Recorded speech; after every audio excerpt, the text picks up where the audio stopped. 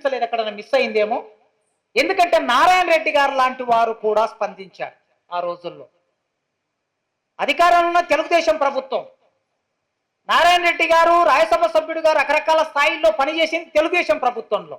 అలాంటి నారాయణ రెడ్డి గారు ఒక కవి మీద కాల్పులు జరిగితే స్పందించాడు.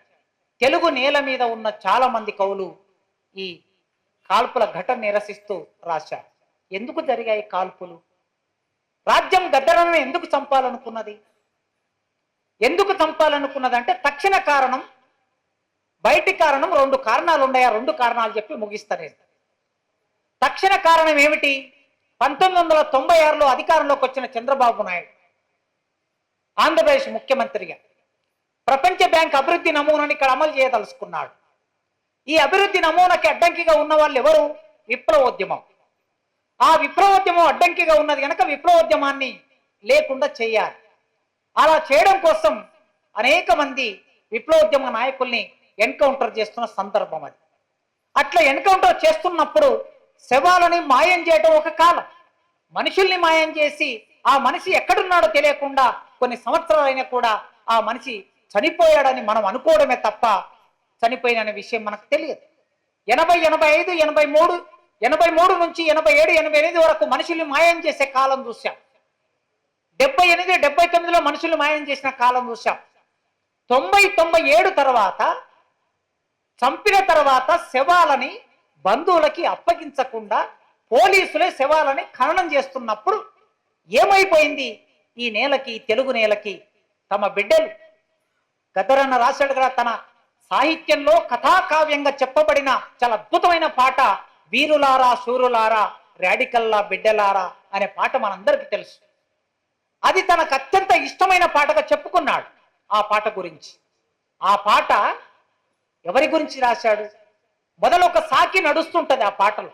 ఆ సాకి ఎలా నడుస్తుంటే, ఓ ప్రభుత్వమా, ఓ పోలీసులారా, మా బిడ్డలను చంపేస్తే వారిని మీరే పూడ్చి బొందబెడితే కనీసం వారి బొందనైనా చూయించండి తల్లులుగా.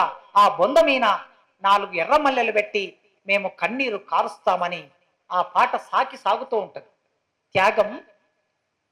త్యాగం ఉన్నతమైనది, అది హిమశిఖరాల కన్నా ఎత్తైనది అని అట్లా మొదలవుతుంటది.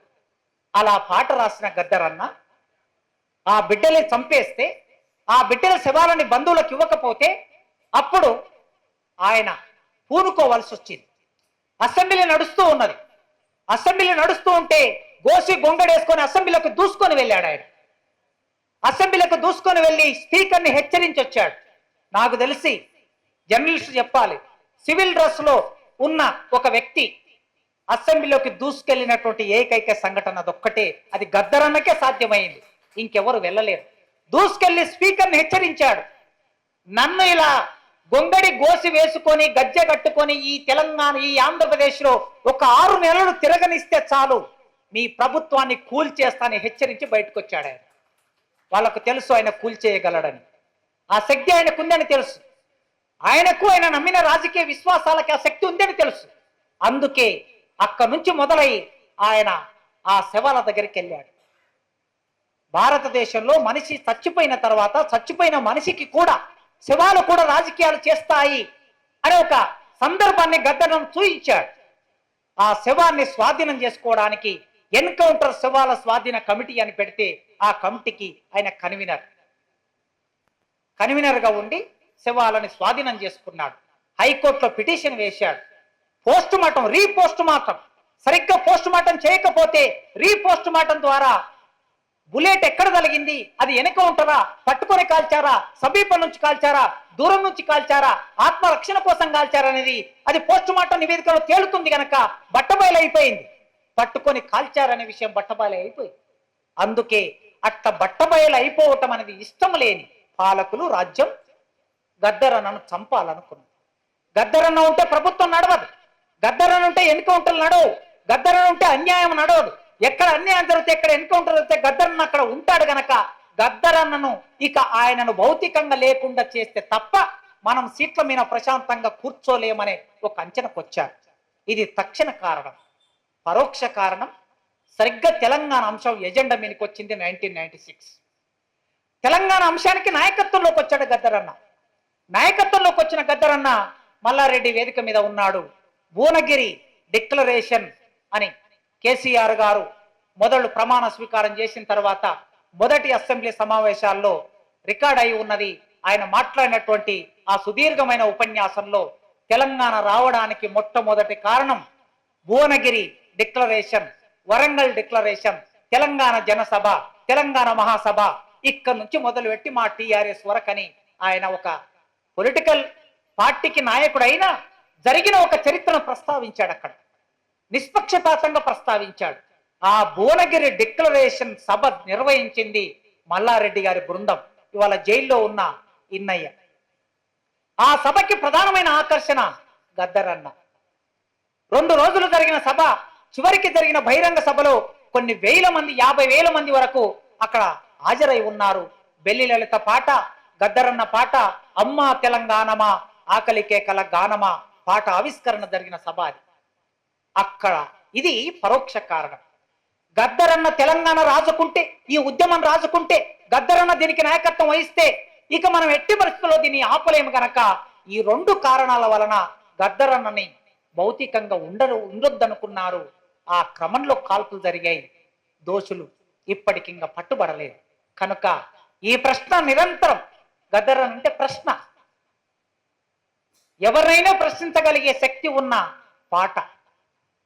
ఆయన మీన కాల్పులు జరిగినప్పుడు ఎన్ని లక్షల మంది రోడ్ల మీదకి వచ్చాడో చూశాం. 2009లో ఆయన వీణ రాజశేఖర రెడ్డి కేసు పెడితే, ఆ కేసు పెట్టినప్పుడు, కేసు పెట్టిన తర్వాత అరెస్టు కాకుండా, జైలుకు వెళ్లకుండా ఉండగలిగిన ఏకైక నాయకుడు గద్దరన్న.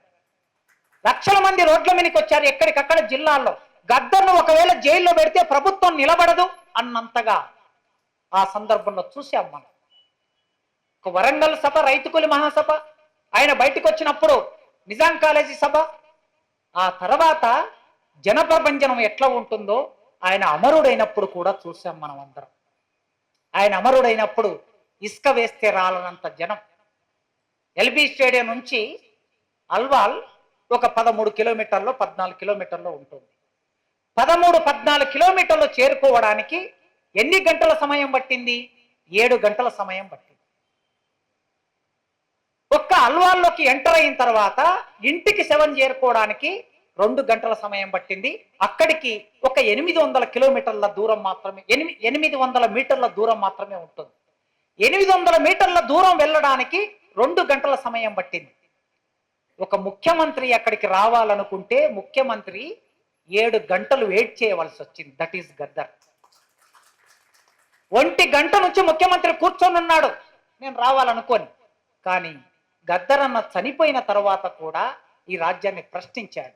అందుకే శవం మాట్లాడుతుంది, శవం ప్రశ్నిస్తుంది, శవం కూడా రాజకీయాలు చేస్తుంది.